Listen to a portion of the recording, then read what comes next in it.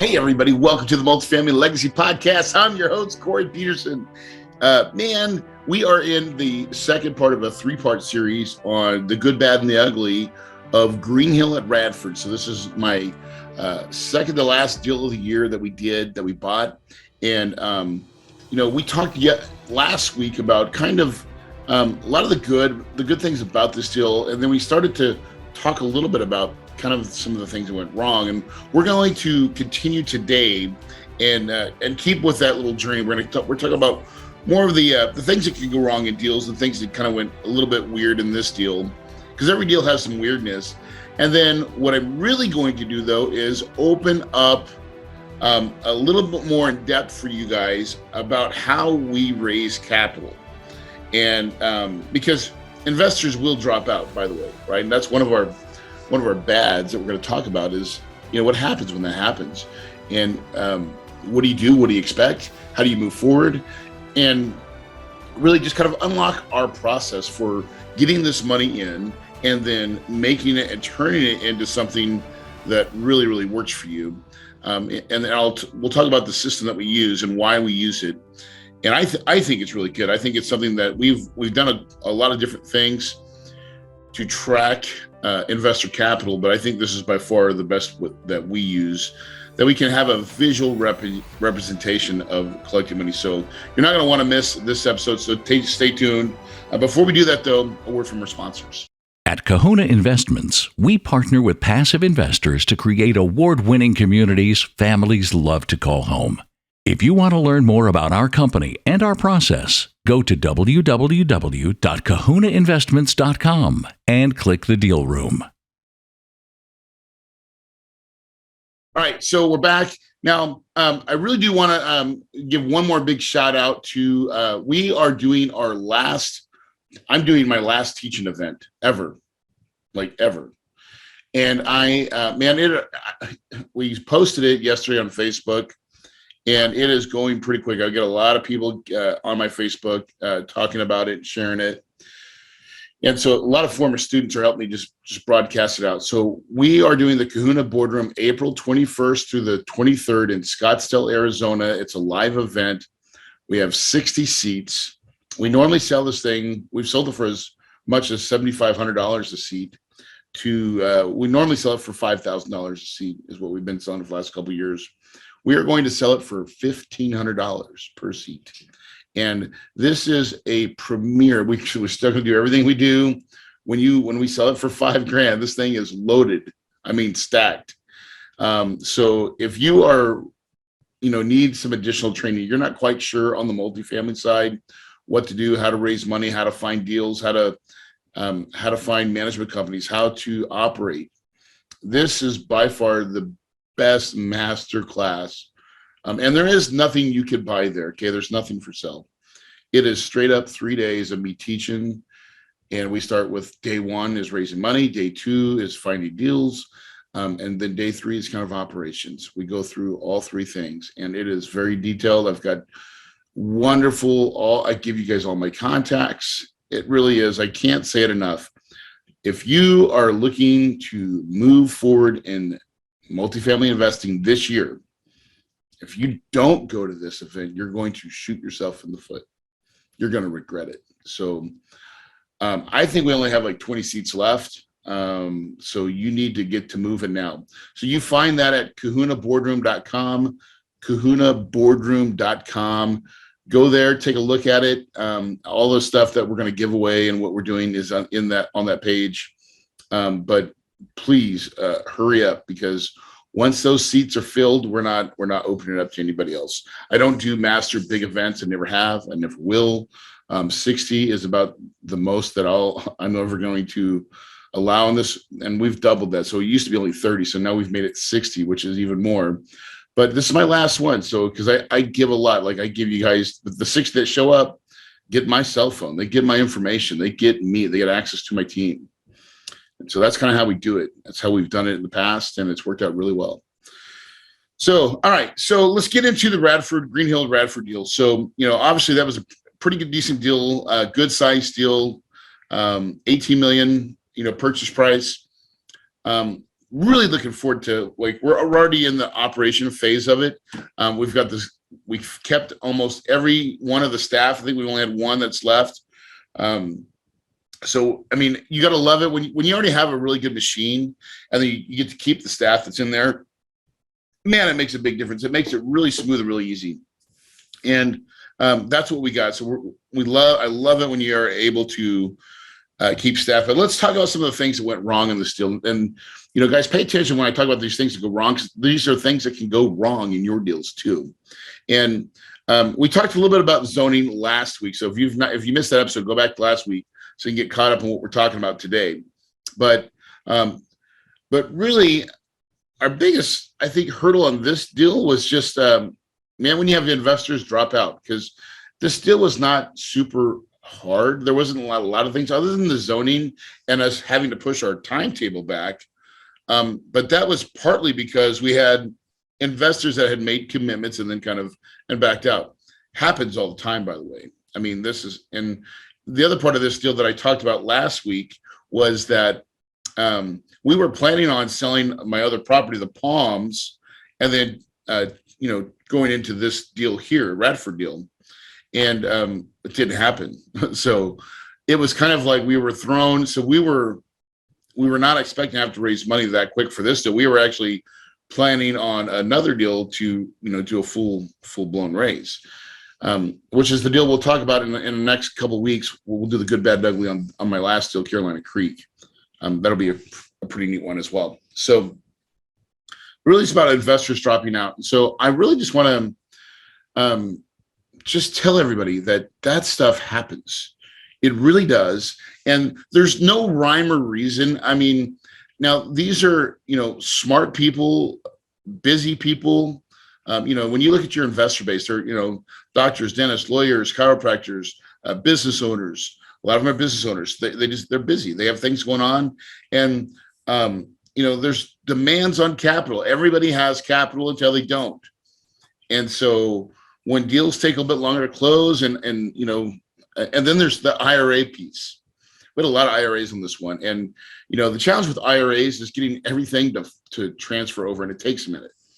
So the IRA problem, and we've got a great IRA company. We use directed IRA and specialized IRA services out in New Mexico as well. So two kind of preferred vendors that we like to use, and both of them are good. But man, I'm telling you, it is a process to get people's 401k. It's really not so much with the IRA companies that hold this stuff up. It's always with the other fiduciary, whether it be just a regular traditional IRA or even a 401k. They've got to get all their paperwork done correctly. They don't really want to make it fast. They really want to kind of make it slow, and they do it for a reason, because they don't want money to leave the house. They never do. And so when you understand that game, then they're like, oh, okay, so you don't want the money to leave? Nope, no, they do not want your money to leave the house. No financial advisor will ever say that. They want to keep that money in the house. So I think institutions just inherently make it a little bit harder. Now I'm generalizing here. So there's a lot of great IRA companies that just regular, broker dealers that are great. But there's also some that really make it kind of hard. I think they make it hard for a reason. So beware of that. So what happened in our deals, we got towards the end and we're like, man, we're about $1 million shy. And we're just like, man, what's going on? And so I want to show you guys how we track our deals. And I'm going to do this, try to do it audioly, even though I'm going to be looking at kind of what we do. I like using my cheater menu. So here's kind of our step. Now, first of all, I'm going to show you the software that we're using, or talk about the software we use ActiveCampaign for this. Now, we have Infusionsoft as our master CRM, but when we're going to launch a deal, we use ActiveCampaign. Now, we also have Investor Management Solutions, IMS, as a true platform where we host our investments when they come in, but we don't really market from that aspect with that, because I don't think it doesn't do what I like, what ActiveCampaign does for me. So here's the way we use ActiveCampaign's, I think they call it Pipe Drive.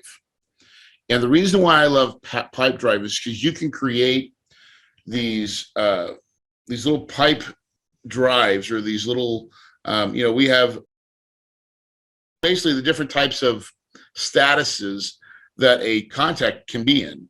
So, and here's the statuses. So here's what we do. Normally, when we're getting ready to launch a deal, we're going to have a webinar, right? So we're going to have a series of webinars, and we have our registered for the webinar, did not attend, okay? We also have our master list. So we have our master list, registered, did not attend, attended, to soft commit, to committed, to funded, to what we call our investor box, to completed. Those are all the different statuses that we have in our deal. And we have these little pipe drives for each status. And what that means is, so we set up with, we usually use Zoom. And so you can link Zoom into ActiveCampaign, and then you can create a webinar or whatever it is you want to create. And then you have your list. And when they register it, you can program it to add a tag. And so so you have your list. And when they register, all of a sudden it fills up your registered pipe drive. So I can see all the people that are registered in the pipe drive. Then I can see actually who attended that webinar. So registered, did not attend, and then attended. Now, what I'm really creating here, guys, is a cold, warm to, warmer to hot, cold to hot process. So registered means, yep, they raised their hand. Like they were interested enough to say, hey, I think I want to learn about this deal. And then now, just because they didn't attend doesn't mean they're not interested, by the way. That's a real big one. Everybody says, oh, well, they didn't attend, I guess they're not. No, everybody's still interested, trust me, right? But if I was going to work a list, I'm going to be calling, if I'm making phone calls, I'm calling the attended people first. They're the most actively engaged. Not only did they register, but they did attend, okay? So after we do this webinar, usually the next day, we send a deal that says soft commit. In other words, you've seen the presentation now, you've looked at the deal, we've already probably sent you all the information on it, and do you want to attend this deal or not? Now, by the way, we send our packet to everybody on our list. So when we have an active deal, this is actually a little bit of an expense for us, but I still don't care.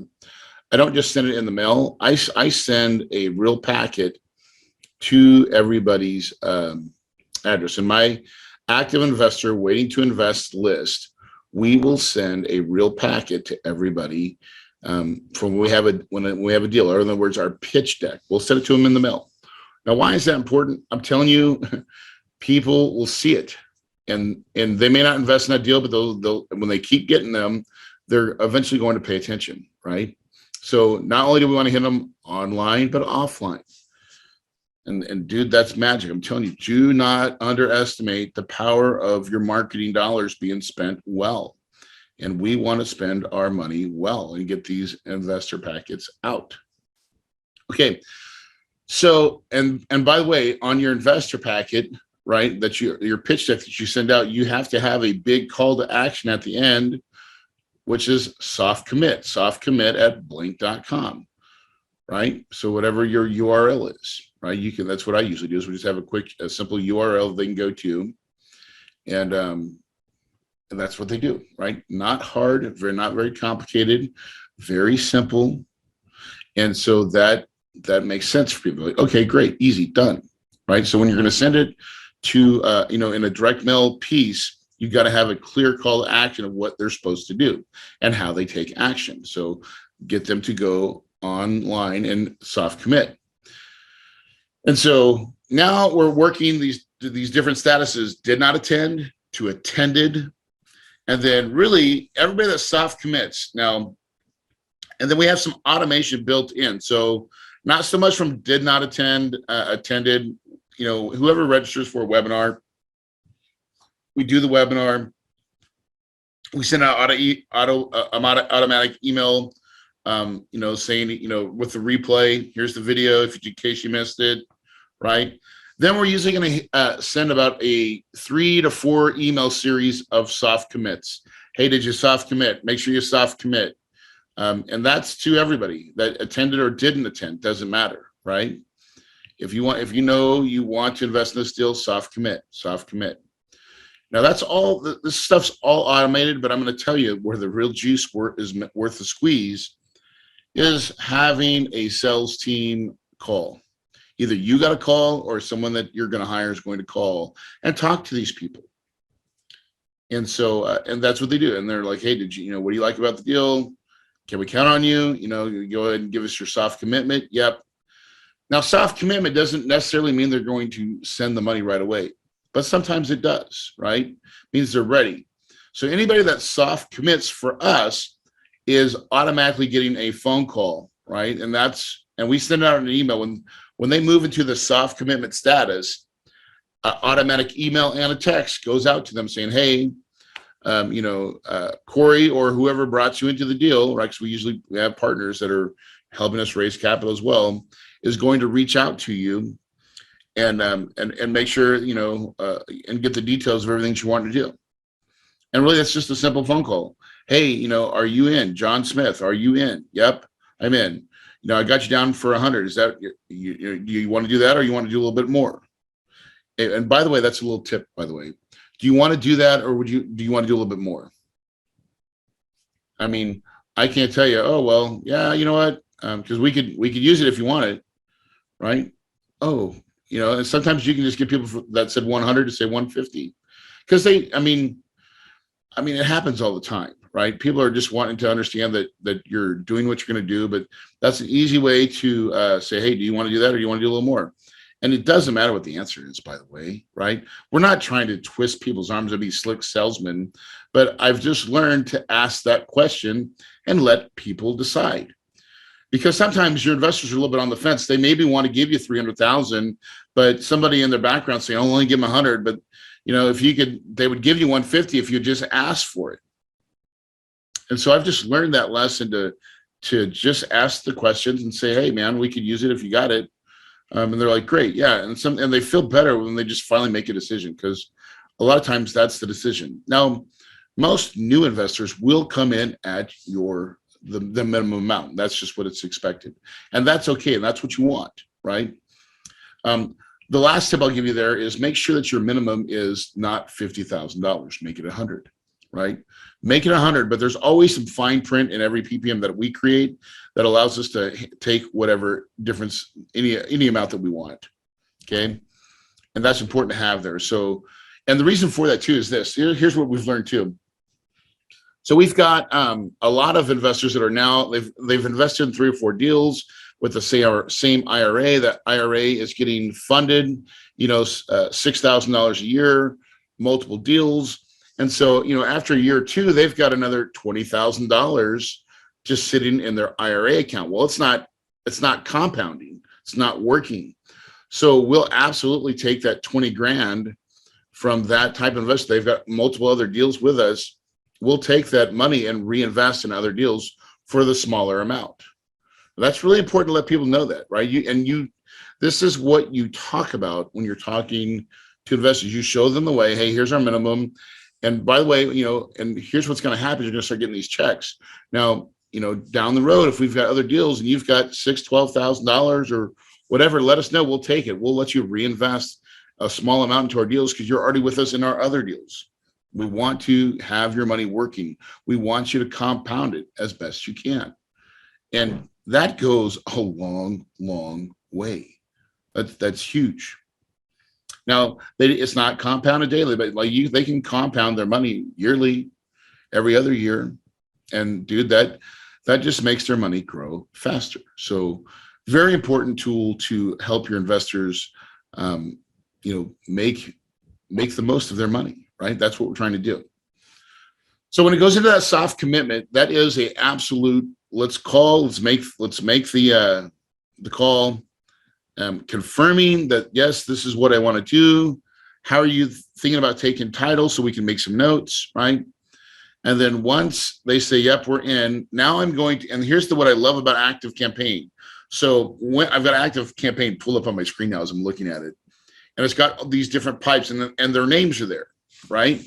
So like if John Smith was attended and then he soft commits. Now if he soft commits using my form, it's automatically going to fill him up over and populate my soft commit form. But if he's not, let's say I called my did not attended or some of my attended, and I just happen to get someone on the phone. They say, yeah, I want to do that. I would just drag and drop that person's contact name into the soft commit deal. And the other part is in that pipe drive, you're also allowed to put in the amount of money of a deal. You kind of create a deal within their contact record. And so you can start using that to see how many millions of dollars you have in soft commitments, right? So you can start seeing the dollar amounts in the committed side. And that's a good barometer to see how you're tracking. So then once it goes from soft commit, we've called them. Now we're going to move it. We're just going to officially move that over to committed. Whoever takes that call moves it over. And then once it gets to the committed stage, that creates a lot of work. So we have automated tasks and stuff set up in ActiveCampaign, which is not hard to do. And I'm telling you, like, I have a VA that figured all this out. It's not super hard. They have a great helpline anyways, if you do have questions on how to set up these automations, but they're not inherently that hard. But what we do is we have an email once they commit it, say, thanks for committing. And then we start detailing the next steps in our process. So we're always trying to let our investors know, thanks, here's what happened, and here's what's going to happen in the future. And the more you can let them know what the process is, and so they're not, going there blind, they're going to like, hey, now Jez is going to reach out. She's going to start onboarding you. We're going to get all your information. We're going to start sending your detailed paperwork, your signature pages, your full PPM for you to review. And then, once you get all that stuff done, you're going to sign it, you're going to send it back, and then you're going to send the money. Now we're going to start asking for money, right? And so we'll start doing this pretty quick. Now, one of the things we've decided to do a long time ago is start making people's money active the day it hits, not the day that our property closes, but the day it actually hits our account. And I just find that that's a lot easier conversation with everybody. So if they're sitting, because we'll try to start raising capital 60 days early, right? Like the 60 days before that property is closing, we're starting to get it in the bank and we want it there. And so that's been a really better conversation for us to have, is that, hey, your money's working the day it hits our account. So don't have to worry about like us not funding yet, or like not closing, or even if we have extensions, it's not a big deal. And so once they kind of get that, now we didn't used to do it that way, but going forward, that's how all deals go, because it just inevitably there's something that happens that extends, and people can start getting a little bit, they get upset if they're like, hey man, my money's dead. It's not making any money. So we've just learned just to say that's how we're going to do it going forward. And it's a lot cleaner that way. And so the goal is then we get all the committed stuff going in, that we're getting all of them. And then once their money hits, then that's when it goes to fund it. So when we're doing these, we have one general account that's setting up to fund our deals. We monitor that every day. And then, you'll see money come in. Now, a lot of times you'll see money come in, and usually your people are going, the way we instruct them, they're going to let us know that their wires are going out.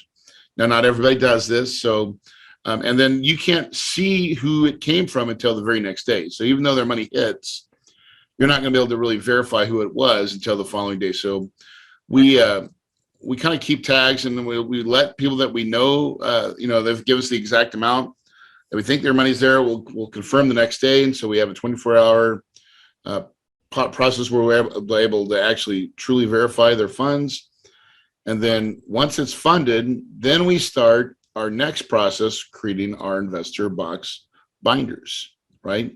And that's just a process where we use to get all their paperwork. We put it in a binder form. We send it to them physically to their home address.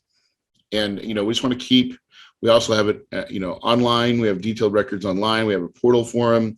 We start getting everybody completely onboarded. And once that's done and the whole onboarding process is done, we finally have a completed box. And so, man, I guess that seems like a lot, but it really is when you're tracking money we've done a lot of different ways, but we like the ActiveCampaign pipe drive system. It's a really good way for us to track the real dollars that we have, the investors that we have, and as they move across the continuum. And it's been really good for us. I like it a lot. I think it's a good tool. And our team really has embraced this whole process. And we find that works for us. So be always curious to see what works for you guys, right? So, I only share from my experiences how we're raising capital. And we've done it, is my way the right way or the best way? I don't know. But I know it works for us. And I know that we're doing a good job because our investors are letting us know. And so to me, that's my barometer. Now, and I will say this, we have just now started to do this, and I don't know why we didn't do it in the very beginning, but asking investors with SurveyMonkey, how did we do? And what can we improve on? And that's the how do we do is really, it's really more like, hey, how did we do? But give us true, honest feedback and let us know how we can improve. What did you like? What did you what would you like to see better? How can we improve? Those are all the kinds of, we want to ask those questions, and we are very open to that feedback because that's how we get better. And I believe in it, right? When we first started, when you're a smaller company, you don't think about all these things, but as we start to get down in our process, we really want to know from our investors, hey, what do we do good? What do you like? What would you change? What seems funky? What seems clunky, right? We're just always trying to, get a little bit more better, right? One of our decline attitudes is make it more better. And anything we can do to make our processes a little more better, that's what we're going to do, man. And, it is a learning process. So I know I didn't talk a whole lot as much as I want to on my Radford deal, but truly there wasn't a whole lot of bad things, right? So I thought I'd use this opportunity just to kind of go in a little bit more detail in our onboarding process of bringing investors in using the ActiveCampaign system. And it works for us really, really well. Hopefully it'll work for you. Definitely go out there and take a look at it and look at the pipe drives and how they work. But for us, it's been a really game changer. It's allowed us to manage and track investors so much more efficiently than we used to do. So for that, I'm very grateful. So guys, listen, this game of real estate is amazing. It really is. It can do so much for you. Having the time of my life, watching my company grow, watching us become a more sophisticated company, getting ready to add the staff and the personnel to really do some big things. Man, it is exciting. And it's also very humbling, right? To see where we started and to see we're finally getting enough escape velocity to really become a leading leader in the industry, and doing it probably a little bit different than most traditional companies. And that I think I'm the most proud of, is that we're doing it our way, right? The Kahuna way. And I think it works. I think it works really well. So guys, this game of real estate can change your life. It has changed mine, right? It has changed mine without a doubt. I'm thankful for you as listeners. I'm thankful for, just the blessings that God has bestowed upon me. And man, I cannot say it enough that if it wasn't for multifamily investing and really giving me the ability to get out of the game and to create a cash flow life, man, it is truly worth it. So guys, like I always say in every podcast, if you believe it, you can achieve it. And your paradise is absolutely possible.